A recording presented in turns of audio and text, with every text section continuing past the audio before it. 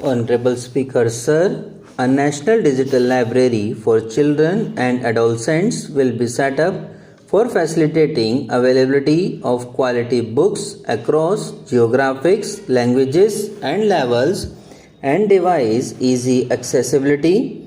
States will be encouraged to set up physical libraries for them at panchayat and ward levels and provide infrastructure for accessing the National Digital Library resources. Additionally, to build a culture of reading and to make up for pandemic time learning loss, the National Book Trust, Children's Book Trust, and other sources will be encouraged to provide and replenish non-circular titles in regional languages and English to these physical libraries.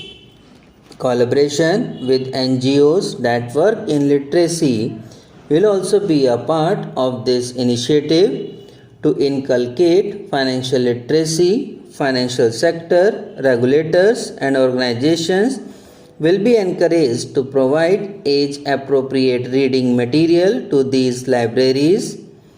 Prime Minister Vajpayee's government had formed the Ministry of Tribal Affairs and the Department of Development of Northeastern Region to provide a sharper focus to the objective of reaching the last mile. Our government has formed the Ministries of Ayush, Fisheries, Animal Husbandry and Dairying, Skill Development, Jal Shakti and Cooperation.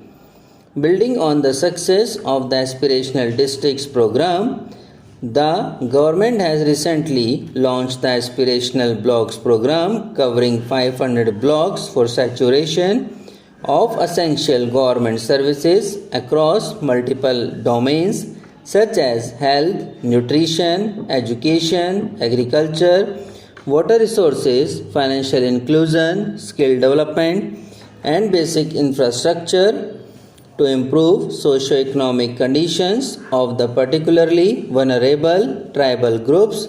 Pradhan Mantri Development Mission will be launched. This will saturate families and habitations with basic facilities such as safe housing, clean drinking water and sanitation, improved access to education, health and nutrition, road and telecom connectivity and sustainable livelihood opportunities. An amount of Rs 15,000 crore will be made available to implement the mission in the next 3 years under the Development Action Plan for the Scheduled Tribes. The outlay for PM Awas Yojana is being enhanced by 66% to over Rs 79,000 crore. Investment in infrastructure and productive capacity have a large multiplier impact on growth and employment. After the subdued period of the pandemic, private investment are growing again. The budget takes the lead once again to ramp up the virtuous cycle of investment and job creation. Capital investment outlay is being increased steeply for the third year in a row by 33%. The direct capital investment by the center is complemented by the provision made for creation of capital assets through grants in aid to states. The effective capital expenditure of the center is budgeted at Rs 13.7 lakh crore, which will be 4.5% of GDP. I have decided to continue the 50-year interest-free loan to state governments for one more year to spur investment in infrastructure and to incentivize them for complementary policy actions with a significantly enhanced outlay of Rs 1.3 lakh crore. The newly established Infrastructure Finance Secretariat will assist all stakeholders for more private investment in infrastructure including railways, roads, urban infrastructure and power which are predominantly dependent on public resources. The harmonized master list of infrastructure will be reviewed by an expert committee for recommending the classification and financing framework suitable for Amrit Kal. A capital outlay of rupees 2.40 lakh crore has been provided for the railways. The highest ever outlay is about 9 times the outlay made in 2013-14. 100 critical transport infrastructure projects for last and first mile connectivity for ports, coal, steel, fertilizer and food grains sectors have been identified. They will be taken up on priority with investment of rupees 75,000 crore, including rupees 15,000 crore from private sources.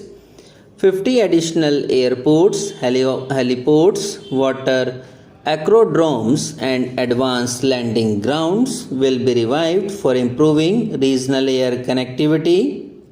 States and cities will be encouraged to undertake urban planning, reforms and actions to transform our cities into sustainable cities of tomorrow. This means efficient use of land resources, adequate resources for urban infrastructure, transit-oriented development, enhance availability and affordability of urban land and opportunities for all. Through property tax governance reforms and ring fencing user charges on urban infrastructure, cities will be incentivized to improve their credit worthiness for municipal bonds like the RIDF and Urban Infrastructure Development Fund will be established through use of priority sector lending shortfall. This will be managed by the National Housing Bank and will be used by public agencies to create urban infrastructure in Tier 2 and Tier 3 cities. States will be encouraged to leverage resources from the grants of the 15th Finance Commission as well as existing schemes to adopt appropriate user charges while accessing the UIDF. We expect to make available rupees 10,000 crore per annum for this purpose. All cities and towns will be enabled for 100% mechanical desulzing of septic tanks and sewers to transition from manhole to machine hole mode. Enhanced focus will be provided for scientific management of dry and wet waste.